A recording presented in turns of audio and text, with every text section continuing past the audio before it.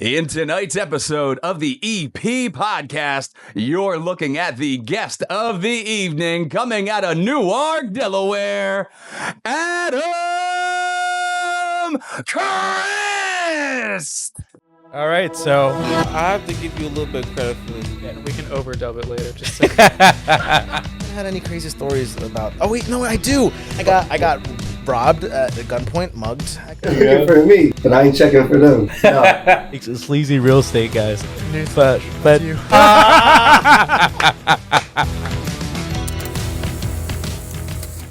Yes, sir. Adam, how are you? I'm man? doing fantastic. I'm happy to be here. dude. If I could just have your voice as my alarm every day, I'd probably wake up extremely amped. Ready to go. Tackle the day. Man, I'm so excited to have you here. Thank you for coming. My pleasure, man. Thanks for having me. Absolutely, it's an absolute pleasure. So we're gonna go through your journey. Sure. You know, your story, where you come from. You know how you've been, where you're going, and kind of see where it goes from there. Yeah, Right. absolutely. So before we do that, you know, if you haven't already, like, comment, subscribe, share with your friends, and turn on that notification bell so you don't miss any more episodes or intros like the one we just had. So, Adam, we're going to go straight from the jump, from the start. Tell me about where were you born? Where did you grow up? Born and raised in Newark, Delaware. Family, I'm the baby of three. Grew up. Not really. I was an active kid, always involved in sports. I was very energetic, always needing to be the center of attention, which I kind of feel like it transitions into what I do now.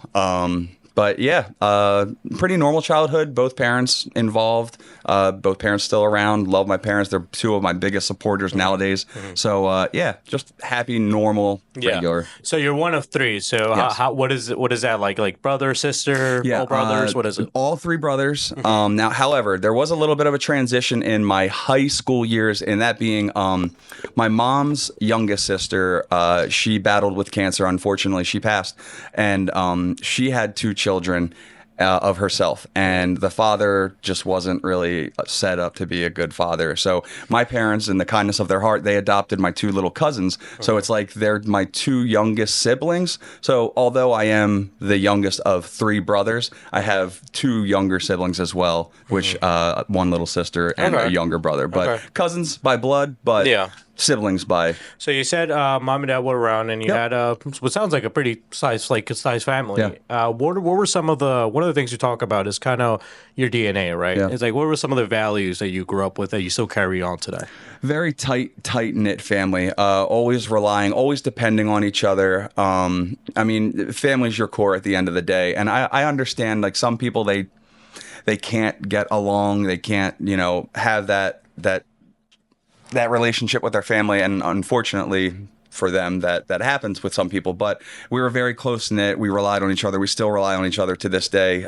When I was going about, my problems, which we'll get into a little bit later, but with alcoholism, they were some of my biggest supporters going through that. So just very tight knit. Grew up in a Christian household, Christian ideals. Still hold on to that for the most part, but just very tight knit, relying on each other. Yeah. Tell me about yourself during your, high school days. What was that like for you? Where did you go to high school? I went to Christiana High School. I started playing baseball there. I was born, raised in a baseball family. Every one of my brothers, my cousins, everybody, it was all baseball. I was the oddball that decided, you know what? I think combat sports might be the avenue for me. I don't know why I thought that, but I was always kind of the risk taker. Once CKY and all that stuff was coming out, Jackass. That was the risk taker in that realm.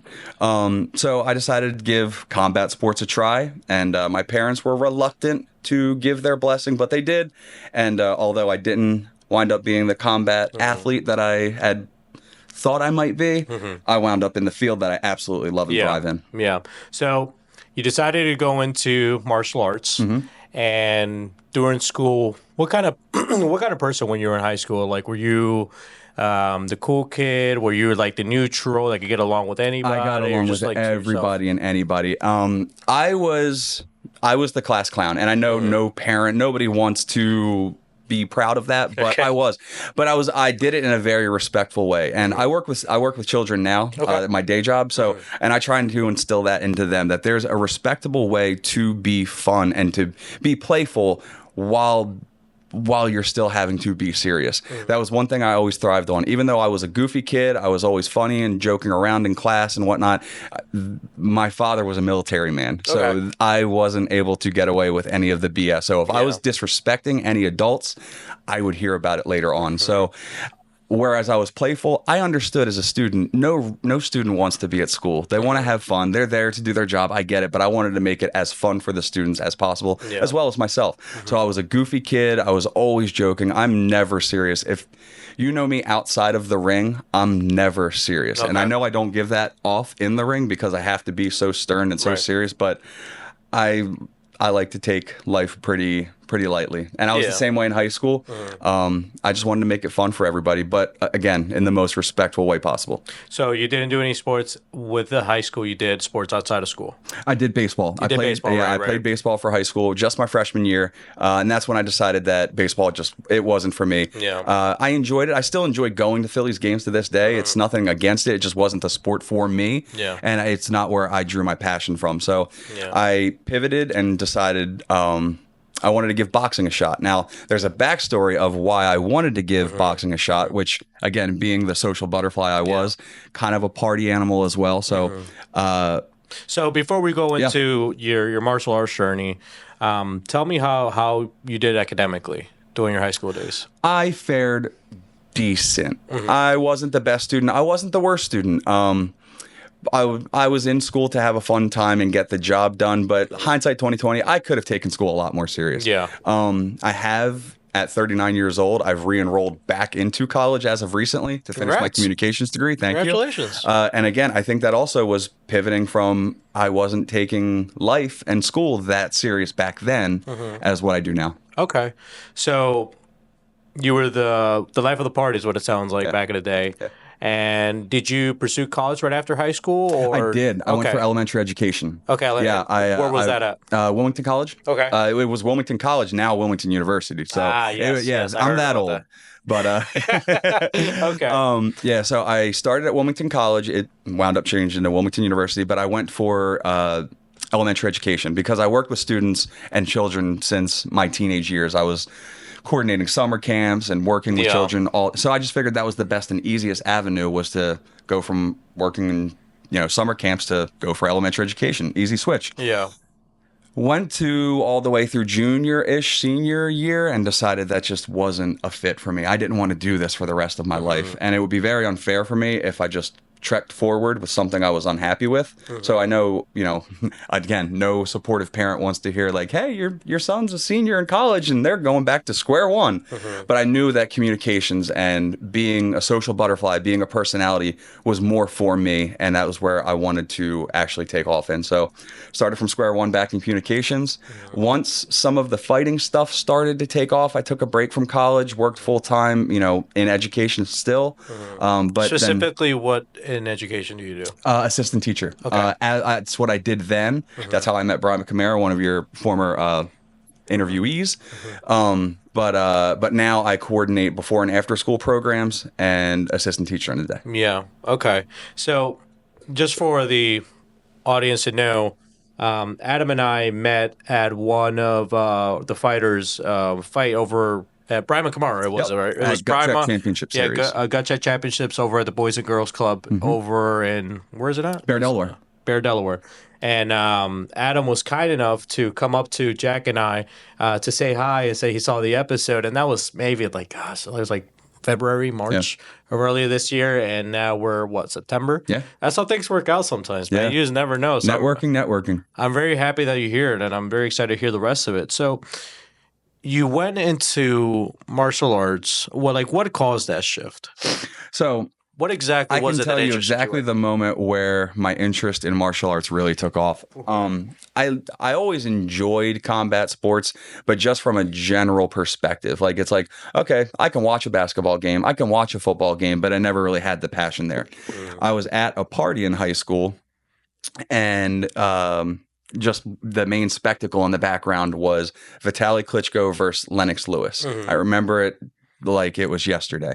Klitschko, like the Klitschko brothers? Yes, Vitaly Okay. Klitschko. Yeah. And Vladimir Klitschko was his brother. They were dominant in the heavyweight division years and years ago. Yeah. So this was when Vitaly Klitschko was going to take on Lennox Lewis for the WBC title on a couple days' notice, I believe it was. And in my head, just leading up to that point, because I never was a passionate combat sports fan, I grew up with it, watching Mike Tyson and stuff. So in my head, in my uneducated head, I thought, okay, well, you kind of need to be, from a rougher background to excel in this sport.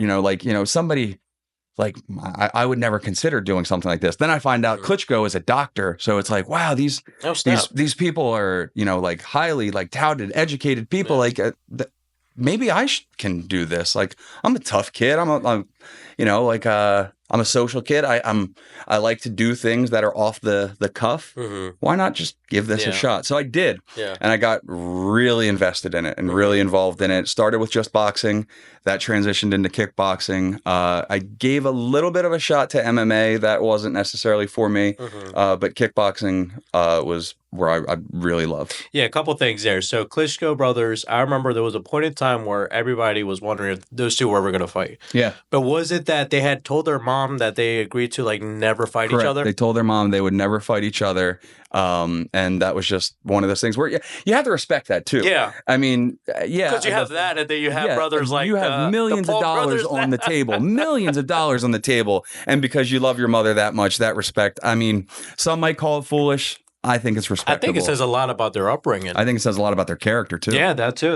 And which Klitschko brother was it that ended up suiting up and helping out in the whole Ukraine situation? Vitaly Klitschko, he was the one in the politics over there in government. Vladimir Klitschko, I think he's kind of been on the forefront of like social media and talking about it more, like the war over there. But I do know the older brother Vitaly, who was the one that fought that night against Lennox Lewis. And he was up on the scorecards up until a cut above his eye. So it's like this highly intelligent, just tough dude is beating the world champion on several days' notice, and it just sparked my interest, and ever since then I just loved it. Okay, so MMA turned out to be your thing. Yeah. You got to boxing and then kickboxing, was it? Yes. Kickboxing. So tell me how your days developed after that. Once you figured out boxing and kickboxing was of your interest.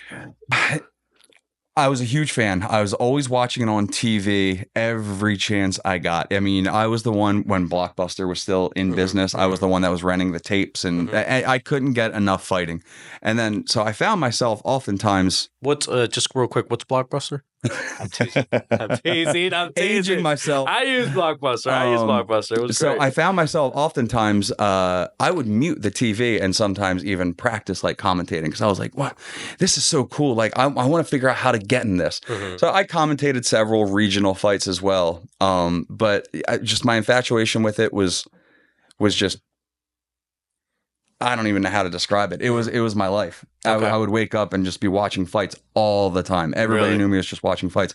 But then again, once I got in the ring and experienced what it's like to be an actual fighter, I knew it was not for me. So I learned the hard lesson, but it's one of those. What was that moment? What was happening in that moment that you decided, maybe, this is not the exact path in this sports for me? Getting kicked in the head a lot and punched repeatedly over and over again. And that sounds like a great time. Yeah, it was a great time. Now, my opponent that evening was 6'6" to my 6 feet.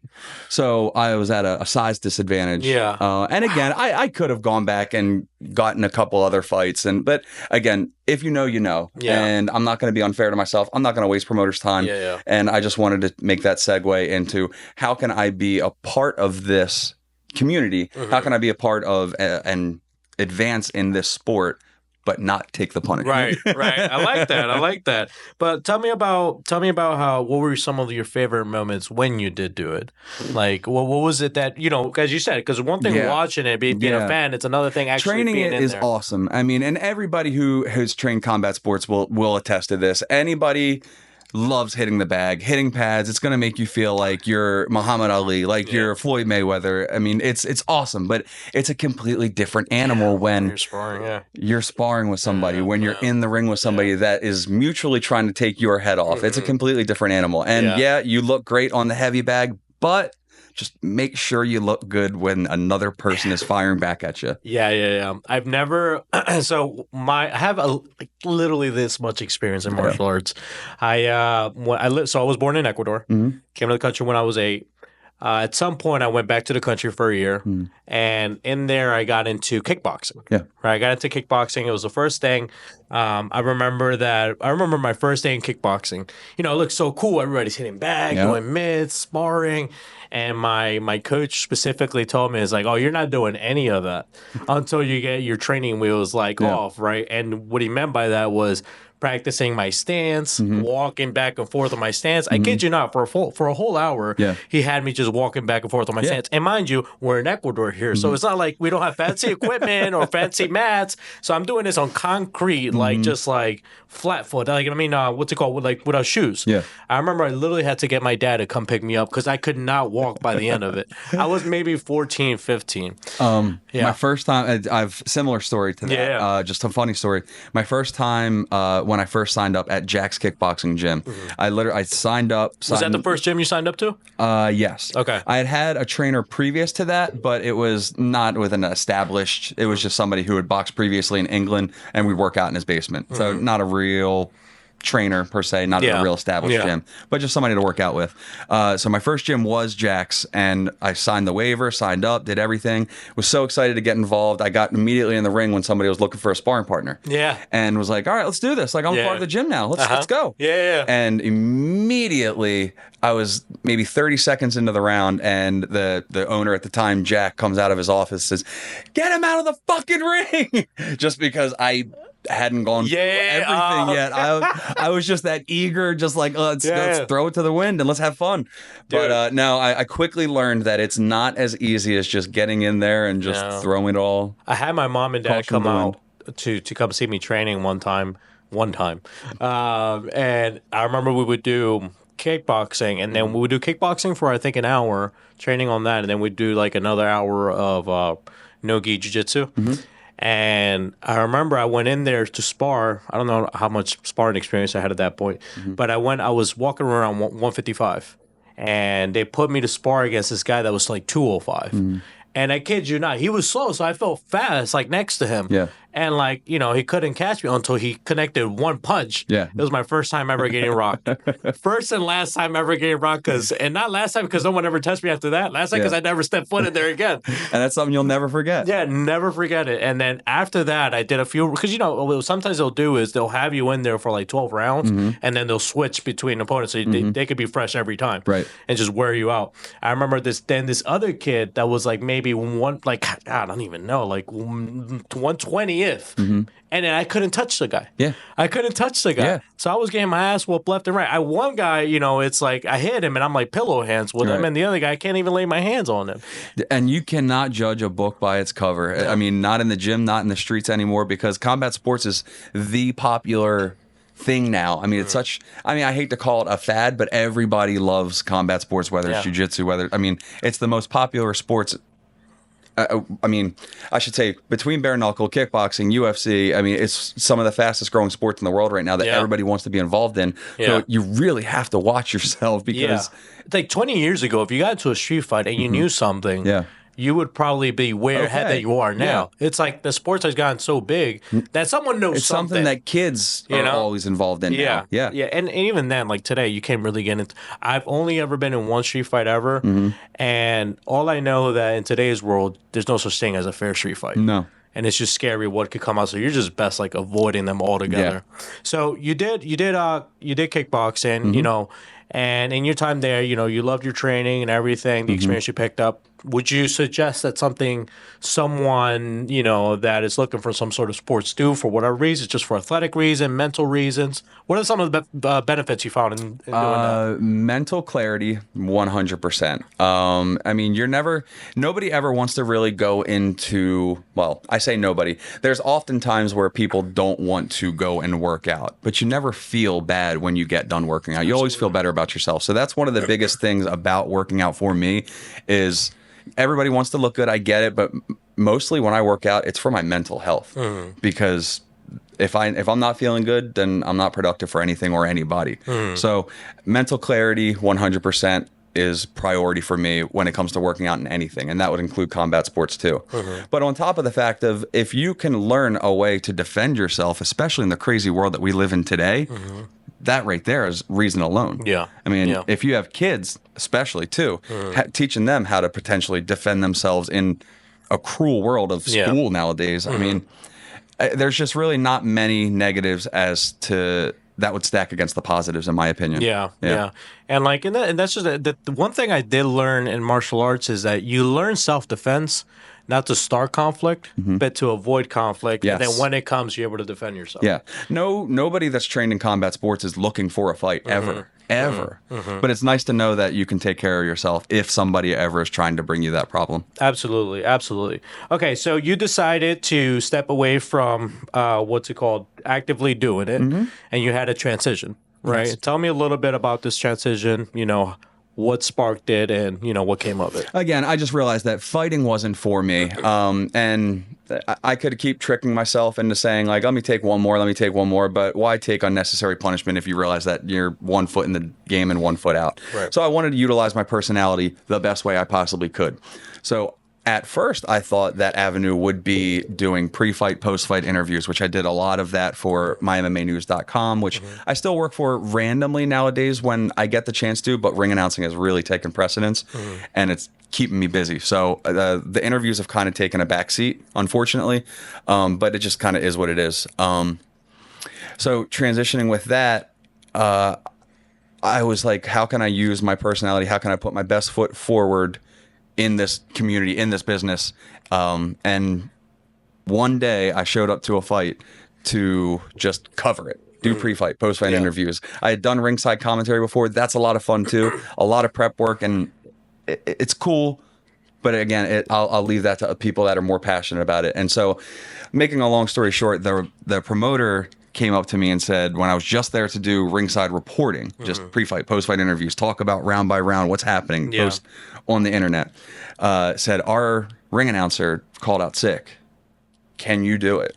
And and again, I've always had a personality, so yeah, I'm a risk taker. Why not? Sure, let's do it. And I said yes without even really thinking about it. So why did they ask you in contrast to anybody else that was in the room? I don't know. You just stood out. I have no idea. Okay. I'm friends with the promoter, and I'm still friends with the promoter to this day. I still work with him. But I guess it was just, I see a kid that has a personality. So maybe give him a shot. Yeah. And we need somebody for tonight, whether it works out or not. It's somebody to fill a position. So I went home and got my, at that time I didn't have a whole plethora of suits in my closet, the typical for your wedding or your funeral suit, you know what I mean? So I was like, all right, let me get this. I was absolutely petrified, and I'll tell anybody this. It's made its rounds to anybody that knows my ring announcing career. I went home. I had a drink at the time because I wanted to settle the nerves. Immediately got sick because the nerves were just it was just I was just so terrified, man. And went in there, got the job done. It's like, hey, you did a good job. But at that point, it was just introducing fighting out of the red corner, introducing his opponent out of the blue corner. There was no pizzazz. There was no spark to it because I didn't know what I was doing. And at that point, I had no guidance. And throughout my ring announcing career, I haven't had a whole lot of guidance. It's just watching ring announcers that I kind of like and picking and choosing things that I can take from them, and also making my own voice and finding my own voice in the process, because there is no blueprint into how to ring announce. There just isn't. I was wondering that because when I think of ring announcers, now the answer is 3. But when you typically think of ring announcers, you think of Michael Buffer and Bruce Buffer. The golden standards. Right. So what else is there? There's quite a bit. It's becoming, and it's definitely a niche profession. Big Mo is a big name in combat sports right now. He's out of Denver, Colorado, and he's a big inspiration of mine as well. He works for a lot of he works for BYB. Anyway, he works with a lot of professional boxers. Huge name, and he's made a lot of ground very quickly, a lot of traction very quickly. So Big Mo is somebody to look out for. Yeah. that's a tough one too, because it's like there isn't a lot. Yeah, and that's even because it really doesn't give you much to go off on at all. No, it doesn't. Huh? Okay. I mean, you can watch a lot of the regional ring announcers, and when you have friends that are professional fighters, amateur fighters, you pay for the pay-per-views to watch them fight, to support them, and obviously every fight has a ring announcer, so you pay attention to them if you're in the industry, and you pick like, that was cool. I can probably figure out how to work that into my routine, or something along the lines of that into my routine. So you just kind of pick and choose. But again, there was no blueprint. I had no idea how to do this, or how to even get to where I was from here to then. It was just slowly but surely building. Trial and error, just figuring it out. Yep. Okay, so just so I could get the timeline here correctly, you said you're 39. Yep. You're 39. How old were you when you got into martial arts, and then when you decided, maybe I'm going to move into something else in martial arts? So I made my amateur debut in kickboxing in 2009, and that was also on the same card as Brian McCamara. We fought on the same card for USKA, which ironically, full circle, I announced for USKA now. So it's kind of a cool coming home moment. Yeah. So yeah, I fought for USKA in 2009. 2013, I made my debut in ring announcing. Okay. However, again, that was having a piece of paper and saying fighting out of the blue corner, fighting out of the red corner. No showmanship, nothing that you see now. So 2018, and you're still doing it now. So how many do you keep count of how many times you've done it now? Last year I had 35 shows. This year I'm on track to do about the same, maybe a couple more. Yeah. And I'm just now starting to get my 2025 calendar build. Jeez, man. So at this point, you've done hundreds, if not thousands. A lot. Wow. Okay. So what has been, I know I've seen on your story, a few of your gigs, and the suit game is amazing. Thank you. So we'll have to dive into that a little bit, but tell me, what has been, I know you mentioned the homecoming experience, but then also, what has been your most favorite ring announcer moment so far? Definitely at Lumpini Stadium, and that was in 2002, and I had the opportunity, and it was everything that went on behind the scenes was absolutely crazy. And I'll try and make the longest story short. Walk us through it. No, it's fine. All right, so so I found rumblings that a promotion that I work for, we're going to take off to Thailand. It's like, okay, I've watched Muay Thai fights in Thailand on the internet for years, half of my life, and it's always been a lifelong goal for me to travel to Thailand to witness a Muay Thai fight in the motherland of where it was originated. Muay Thai was birthed in Thailand, so watching an actual Muay Thai fight in Thailand it was on my bucket list of things that I need to do in my lifetime. So I heard rumblings that Freedom was going to be going to Thailand. And then I heard that we were going to be going to Lumpini Stadium. Okay. And for anybody that doesn't know Lumpini Stadium and Raja Stadium are the two stadiums in Thailand that you want to fight in.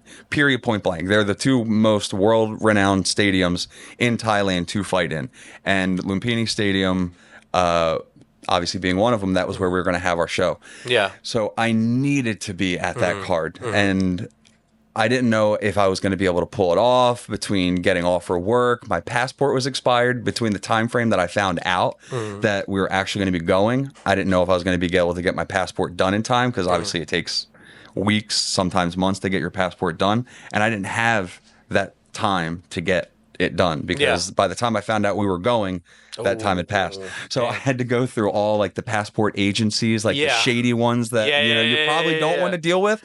And within, what was it, a week's time, we got our passport done.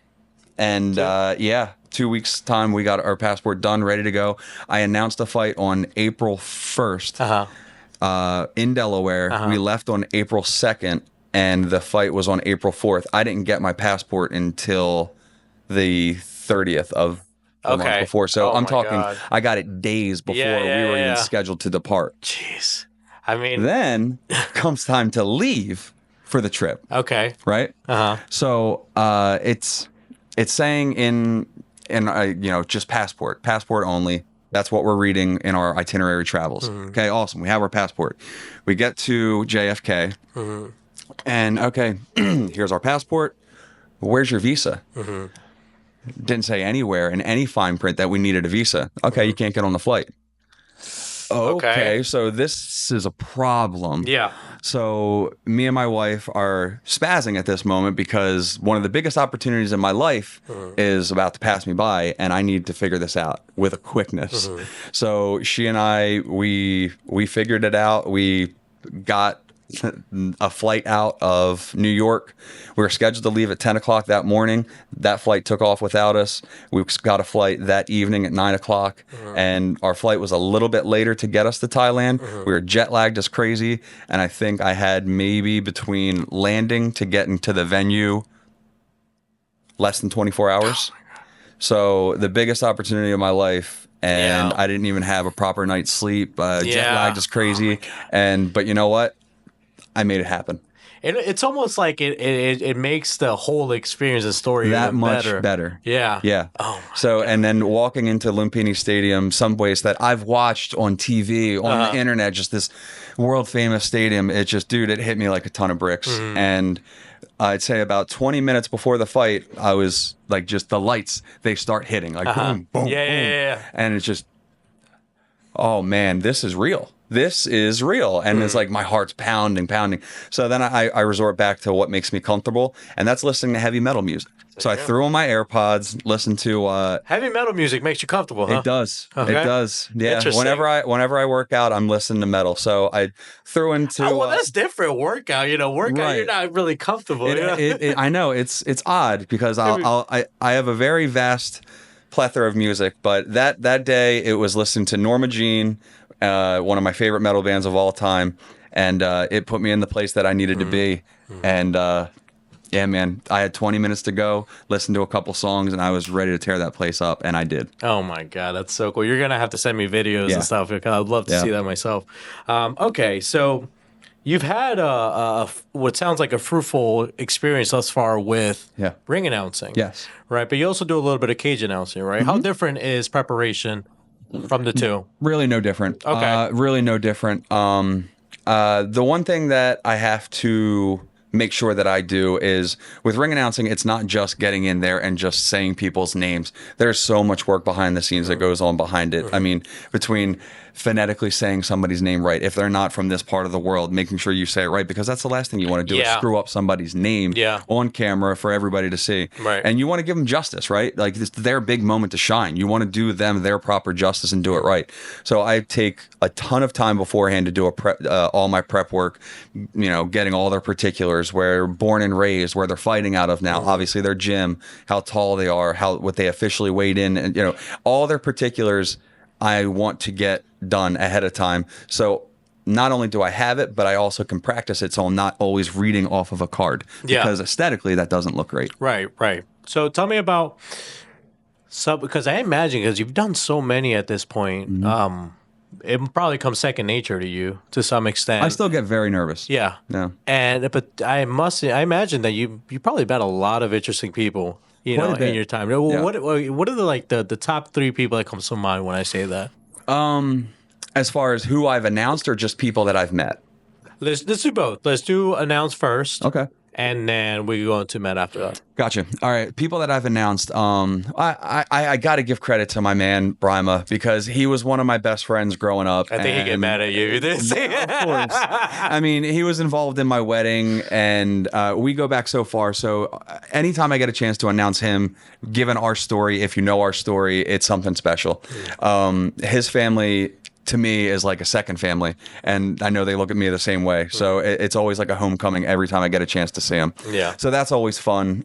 Just from just from a personal perspective. As far as like athletes, that it's like, wow, I'm getting a chance to announce this guy. There's a Muay Thai fighter by the name of Cyrus Black Dynamite Washington. Okay. Who What a name. is USA born, but he is as world traveled as they come. Well over 100 professional fights. Wow. And not only is he a Muay Thai world champion, but he's also the only Muay Thai world champion and Lethwei world champion in the world. Wow. And by that meaning, or from America, I should say.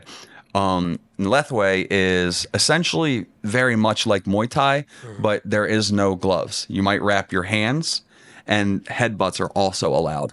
So they're very prominent on, you know, just the bone on bone contact. And if you're in a clinch, you're very well going to expect somebody headbutting you. Yeah. And there's a lot of knockouts. Who hosts this kind of fights? It's overseas. Overseas. Yeah. Okay. Have you ever gotten an opportunity I've to watch never them? gotten a chance. No, Okay. I would have liked to.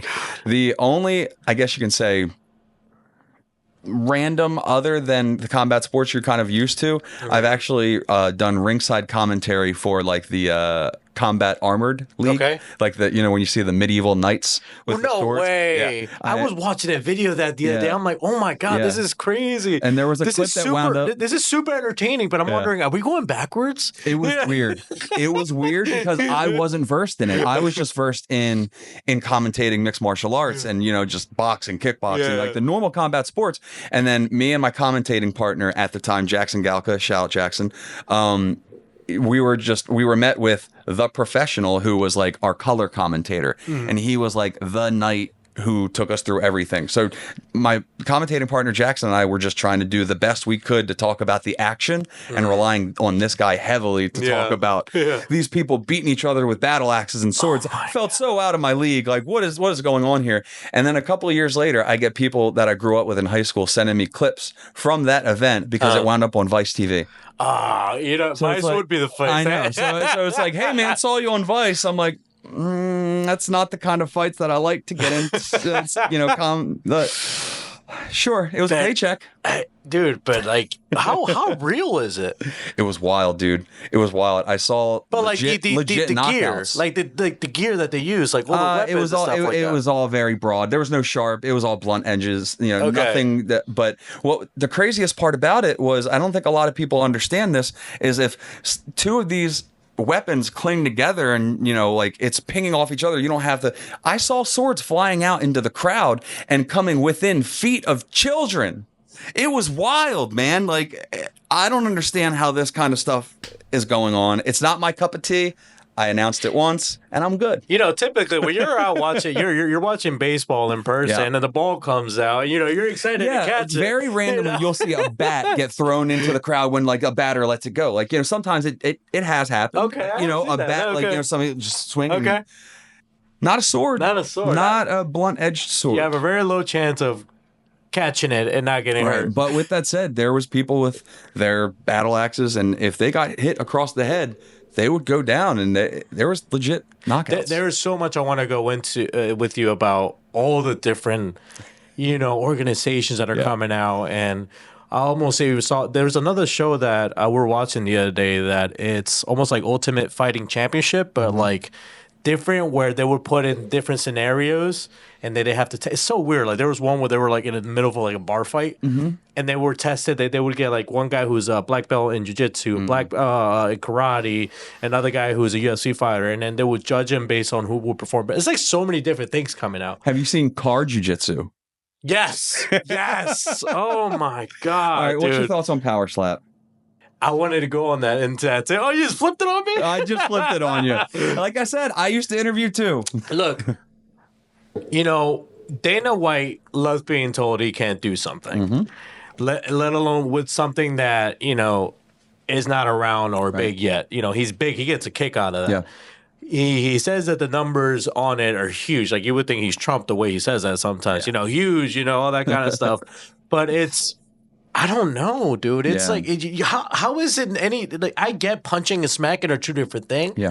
But there's still that driving force. It's like an open-handed swing, and you're still knocking someone out. If it, like, There's Yeah, there's blunt force trauma that you're getting hit with. Yeah. And it's defenseless. That's my problem Right. with it. With combat sports that, I am affiliated with, it's an evenly matched fight. And that's what I like about it is it's anybody's game. It's like in football, any given Sunday. Any fight night, somebody could knock this person out. The very next week, that person could knock the other person out. It's evenly matched. It's not let me put my hands behind my back and then see who's and to me that just it doesn't appeal to me. Because it's not like it's a one and done. Right. It's we're gonna go until someone like gives in. And it just doesn't appeal to me. It's so weird. I mean, do you think it's gonna be around 5 years from now? In my personal opinion, no. But I've been wrong many a times in my life, and especially with the way social media is and just the way the direction of the climate is going, it just seems like the most ridiculous things are getting popular these days. And I don't fully understand it, but maybe that attests to my age. Yeah. And I just like don't get it. might I'm be out of popular touch. now because it's trendy, but my thing is like when you start just like fully exposed, allowing yourself to get hit, you don't see the effects of that until like years down the road. Yeah. So that's why I wonder, like 5 to 10 years from now, when these effects start coming out, Right. Whatever organization is in charge of creating a safe environment, it's gonna be like, yeah, you need to shut this down. Yeah, there's problems there. So I wonder about that. Like, there's that. There's also bare knuckle fighting. I enjoy that. Okay. I do enjoy that. But with that said, I enjoy it because it's evenly matched. Both of the competitors, obviously with slap fighting, they know what they're getting into too. But with bare knuckle fighting, it takes it back to almost like the original days of how boxing got started. And I'm a big fan of that. Okay. I understand a lot of people look at it as a blood sport because, they might get a little bit more knocked up, a little bit more knotted up. But at the end of the day, I feel like in bare knuckle boxing, at least thus far, it's proven to be a little bit safer than modern day boxing with gloves. Because with modern day boxing with gloves, you're padding and you're just constantly taking those blows, hundreds and hundreds of hundreds. Yeah. You're not taking that many in bare knuckle boxing. You can't. Yeah, because like it's like right there. Right. And so there's that. Yeah, the card jitsu, is that what it's called? Yeah. Card jitsu. Like I've seen a few videos of that. And I think it's crazy. I get the whole, they probably pitch it in terms like, oh, when you're in this situation kind of thing. Like, Yeah. what are your thoughts on that? It's very gimmicky to me. I mean, to each their own. I'm not gonna, knock it. If people like it, that's what they like. I mean, I wear a flashy suit and yell people's name for a living. So, I mean, who am I to judge anybody?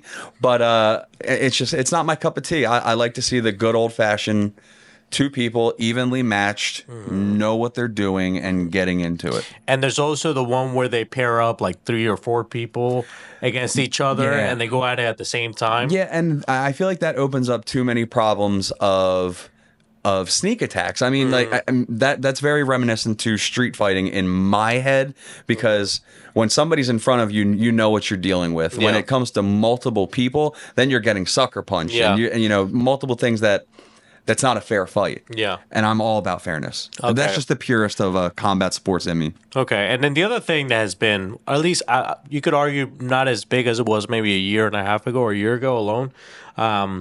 What is it? Celebrity fighting. Not a big fan of that as well. They and big names that get brought up into there are people like Jake Paul. Right. I get it. I totally get it. From a business standpoint, I completely understand it. And that he is an amazing boxer. Because Jake Paul recently beat the bare knuckle, I forget what weight class. Mike Perry. Yeah, Mike Perry. Mike Perry. And And again, he does a great job with what he's doing. And the celebrity fights, they have their place too. It's not for me because, again, I like the people that like to get into the sport from the ground up. They get in there, they do the training, they do the chops. They don't make their career and then think, or they don't make their career elsewhere and think, oh, I'm going to give fighting a shot. Fighting is their number one. Yeah. Not their, I made my business, I made my celebrity, and now let's give this a shot. what are your thoughts on Jake Paul as a boxer? I think he's an amazing boxer. I think if anybody did it correctly, I think he did it. Now, it doesn't mean that I like what he's doing, and it doesn't mean I'm a fan of his either. However, I can't knock his skills. I'm not a fan of Floyd Mayweather, but I can't knock his skills. He's Okay. an amazing fighter. Yeah. But I also can't disassociate myself from the fact that Jake Paul is fighting people smaller than him. Okay. and also people that are coming from other platforms of combat sports Right. after their prime and trying to make their way. Yeah, into, I know big sports fans are not a fan of that because it's No, almost I like, it's feel- almost like an insult to their like legacy. I agree. I Yeah. mean, I get it for a financial and big payday, but Jake Paul can't find someone evenly matched for him more than Mike Tyson. Yeah, so that was going to be my next question: the Jake Paul Mike Tyson fight, which I believe is happening in November. Yeah. Okay. And again, just I'm such a purist at heart of fighting, evenly matched. You know, who comes out the better man?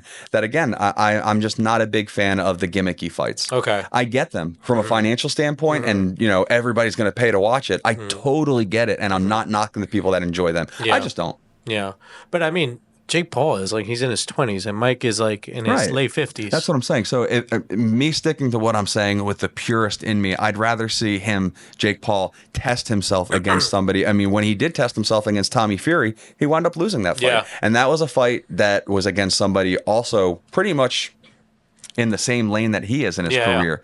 And what happened? Yeah, it wasn't anything crazy, and like because even no disrespect to him, you know the Fury brothers, the other one is like super well known. Oh, yeah. and him, he was in a what is it? Was it Love Island that he was on? Yeah, he was Yeah. like on a reality He TV was on a show. reality TV show. So there's that, and like it wasn't like much of a spectacle in terms of like boxing, right?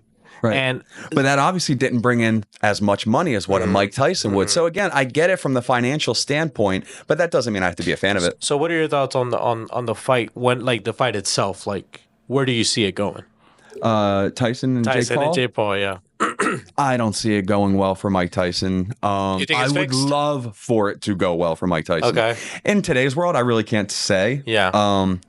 I would think it's probably behind the scenes discussed that, hey, we're gonna coast and we're not gonna try and hurt each other. Like a spar. That's what I would personally think. Just me personally, but I don't know. It could be an all-out slugfest. I would love to see Mike Tyson win that fight. Yeah. But if the betting man in me, which I'm not a betting man because I don't win bets, that's why I don't bet. I would say Jake Paul's going to win that And the fight. crazy part, it's like it's not an exhibition. It's going on a record. Right. It's going on. I can't imagine having the kind of career that Tyson had Yeah. to then lose to what a lot of people say is a YouTuber. Yeah. So I imagine that, especially with Tyson's career. But can you also imagine too? Being called a YouTuber when he has put in Oh, the absolutely work. at this point. So, I mean, Absolutely. it has to be infuriating to him at a certain point because he's put in the work. He is a legit boxer. I cannot take that away from Jake Yeah, Paul. yeah. But then, hey, that YouTuber. Yeah. What the hell do I have to do at this point? It's like you're fueling his drive. You're Yeah, fueling his yeah, drive. yeah. Now, something that you said that made me a little curious was that you said you're not a Mayweather fan. No. Okay, but it's funny because one of your closest friends Yes. is Prima, Oh, who is a we huge will argue Mayweather fan. about this too. So you're a Manny Pacquiao guy? No, I'm not even Okay. a Manny Pacquiao guy. Okay. I was a Eric Morales guy. Okay. Yes. El Terrible was my featherweight guy. And he had a great career in boxing. Didn't make it to the heights of obviously a Mayweather or Yeah. a Manny Pacquiao. He did fight Manny Pacquiao. Okay. And beat him in their first fight. Okay. And they rematched and wound up taking an L in that fight. And Pacquiao went on to be Manny Pacquiao. Yeah. But again, I just keep emphasizing this and harping. I sound like a broken record, but I'm such a purist. I don't need the showmanship. I like to let the fighting speak for themselves. Yeah. Your words can only do so much. But again, to Floyd Mayweather's, he can back it up. Yeah. But not many people are like Floyd Mayweather Yeah. that they can talk all that shit and back it up. And a lot of people try and emulate that and try and be a Floyd Mayweather. And there's only one Floyd Mayweather. Let him be him. And you can hate him, you can love him, and that's completely fine. But I can't knock his skills. Do you think that you almost have to be a little bit of a showman in today's fight world to make it to the levels in terms of like notoriety or just popularity, like McGregor or Mayweather or like stuff like that, or like all of those kind of because their pockets. Oh, you yeah. know, Oh, absolutely. You know? It certainly doesn't hurt. And obviously, if anything, it does help because it just sells you. It makes you more of a product. Again, but if you're a fighter at heart, take a look at George St. Pierre. Oh, I love him. He I met him wasn't- once. I met him one time. And I mean, we're also talking about different eras. I get that, but I mean, you hardly hear him speak a lick about, trash talking or anything So like humble. that. So humble. Yeah. But then again, there were some fighters that their humbleness was to their fault, like Demetrius Mighty Mouse Johnson. He just retired. I mean, he flew under the radar and was one of the best fighters in the UFC forever. And his legacy really comes from one fighting championships now, which kind of is, it's kind of shitty because he's one of the world's best fighters, but because he's not such that brash, loud shit talker, he doesn't get the credit that he deserves. Dana White, what I hear is that Dana White just didn't like him. Yeah. Just didn't like him. Okay. So it definitely doesn't hurt. It definitely doesn't hurt to be that character. Yeah. But I think your fight in your profession, if your fighting does well enough, then that should speak for itself. And you said you were a big fan of street beef, right? Huge fan. So tell me about that, man. So why are you such a big fan of street beef? I'm gonna beat this to death with the purist in me, and I have friends. Are you sure you're not a part-time politician? I have friends that fight in street beefs, and I support them all the way to the heights of their career. However, I don't personally think that street beefs does it right. Borderline seemingly illegal. I mean, I want to see the fighters' safety is most important to me. The fighters are the show. Without a fighter, there isn't any show. So if you're not taking care of a fighter, you're not doing justice to one, the people that you're trying to promote, or you're not doing any justice to your show. So if you're doing in an uneven backyard for whatever reason, sorry, but you're not taking yourself and you're not taking your fighters seriously. That's just my opinion. And again, I could be wrong, and you can take that and you don't have to like it, but that's just my opinion about it. Okay. So I just thought of something that I kind of want to just play a little game. Yeah. I'm going to bring up random fighters' names, and you tell me with one word what your thought on there. Okay. Thought on this. All Sure. right. All right. Let's start light. John Jones. One of the best to ever do it. One of his biggest own enemies. Okay. Oh, yes. Let's see. George St. Pierre. Also, one of the best to ever do it in his weight class. One of the most humble. Give me one word. Oh, one word. Martial artist.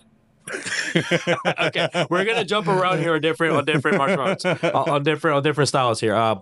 Pacquiao. Pac-Man. Canelo.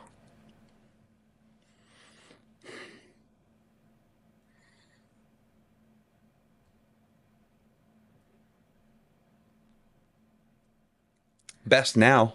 Okay. Let's see. Mayweather. Unneeded.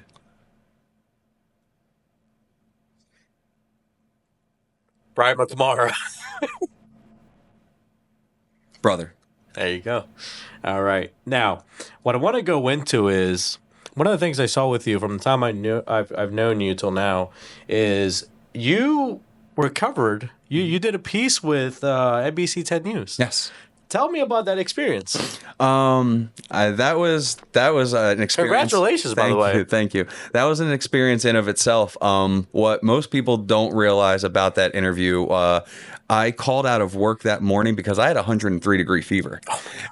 So my wife was telling me that day, was like, babe, let's call NBC and let's try and reschedule. And I'm not rescheduling with NBC if they're trying to do a piece on me. Yeah. Like if opportunity's knocking, I'm gonna see it through.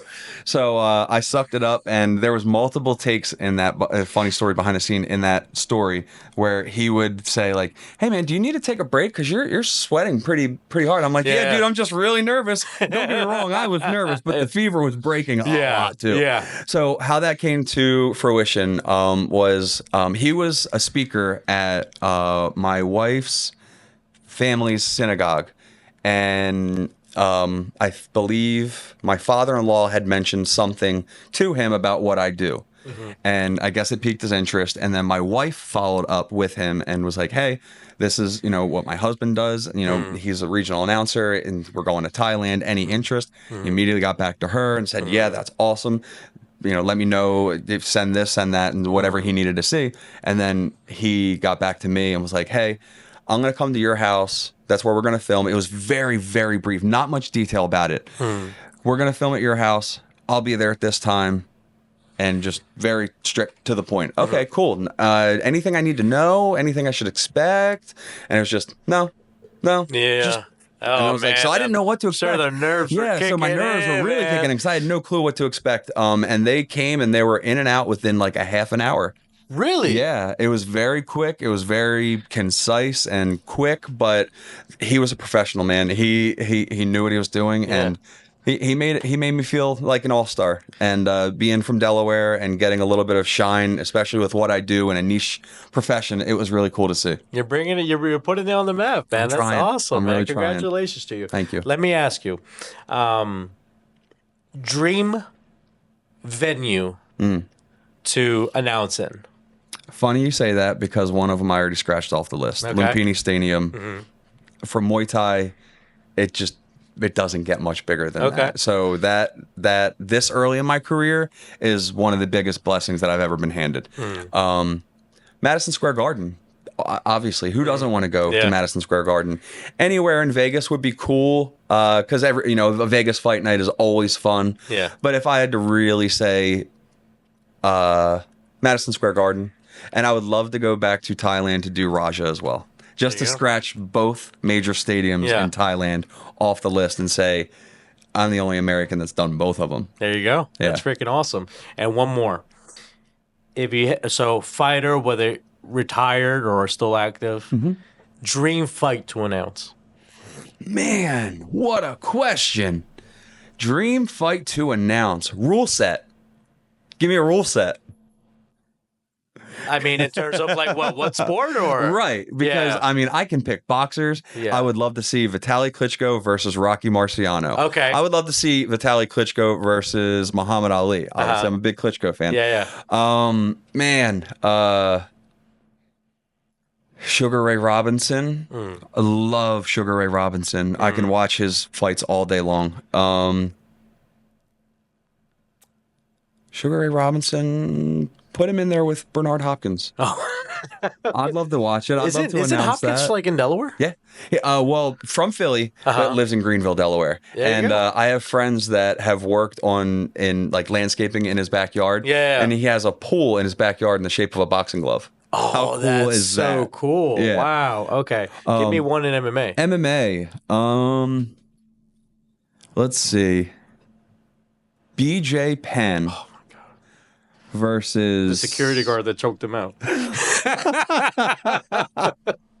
kidding. BJ used to be a lot better. BJ Penn versus Conor McGregor. Ooh. Okay. At lightweight. At lightweight. Ooh. Yeah. That'd be an amazing thing to do. Yeah. But I'm thinking about it now from a fight standpoint too. The jiu-jitsu of BJ, Obviously, is a different animal. And he would and McGregor, because that it would be kind of like McGregor and what's his name, the guy who retired after his dad passed. Khabib. Khabib. Like literally, he didn't have any ground game against them, so it would be probably similar to that. Very similar to that, but you also remember Khabib dropped Conor with just an overhand right, and BJ's boxing was very, very good back in the day. Was it? It was, dude. Okay. He was very well versed in his prime. Yeah. But he was one of those fighters where I believe he was one of his own worst enemies too. So it was which BJ showed up. Yeah. So if BJ showed up, it was a problem. Yeah. So I would love to see that kind of a fight. Man, I wish I got to see George St. Pierre fight like in person. Yeah. He's such like he was one of my favorite ones. I remember buying all of his merchandise during when he was the Ultimate Fighter. What's it called? No, when he was the coach for one of the Ultimate Fighter seasons.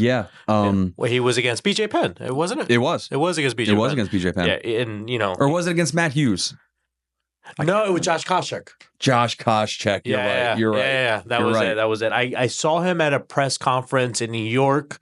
That was at the time where Misha Tate and Ronda Rousey were a thing, and I forget who he was fighting, but Dana White was there, and I want to say Junior Dos Santos was there. Junior Dos Santos was there. I was like, oh my god! So because he has that accent too, so he's always funny about it.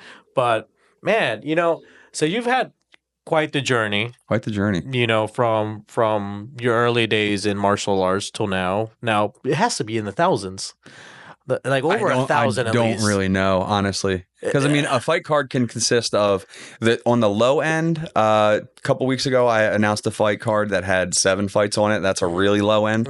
But then there's been times where I've announced cards that there's 18 to 20 fights on a card. Yeah. So, I mean, it really depends. So the sweet number for fight cards are usually between 12 to 14. Yeah. That's usually the sweet number that the promoters try and work within. So yeah, based on that, a lot of fights. So what can we expect from you in the future? A lot more fights. I'm going to take as much, and that's the reason why I try and work with as much promotions as I do now and try and stay as busy as I am now, is because I don't want this to be you're specifically aligned with these people.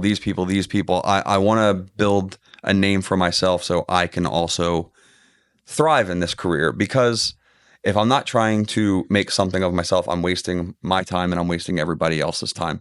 And if I take as many shows as I possibly can, I'm only going to get better each and every show. And if I keep that mentality and I keep that focus, then there's no stopping it. Yeah. To anyone that, to a younger individual, to someone that at some point will reach a certain pivoting point where they decide they want to go into ring announcing, with the experience that you have now, what is a key advice you would give them? Don't think that you can just make it from having a decent voice. There's a lot more that goes into it than just having a voice. It's a niche category, or it's a niche profession. It's a fun profession, but it's also very, very stress oriented when the bright lights hit you and the camera's on you and you're in charge of an entire show. So you really have to be passionate about it, and don't think it's just you have the best seat in the house. Although you do, but a lot of work goes into it. Yeah. Adam, where can we find you? You can find me on social media, Facebook, Instagram, at Adam Crist. Mostly everything is at Adam Crist. Maybe randomly at Adam B. Crist, I want to say, on X. But if you Google Adam Crist, I don't think there's a lot of people with that name. So chances are it's me. All right. Where's the next fight that they could watch you announcing? This coming weekend, September 28th, I will be at the PAL Center in Hockessin, Delaware, to announce for Freedom Fighter Promotions, where I've also been. You're gonna be at the fight with Brema's fight. Yeah. Okay. Cool. I'm going to be announcing Brema's fight, his main event fight for Freedom Fighter Promotions yet again.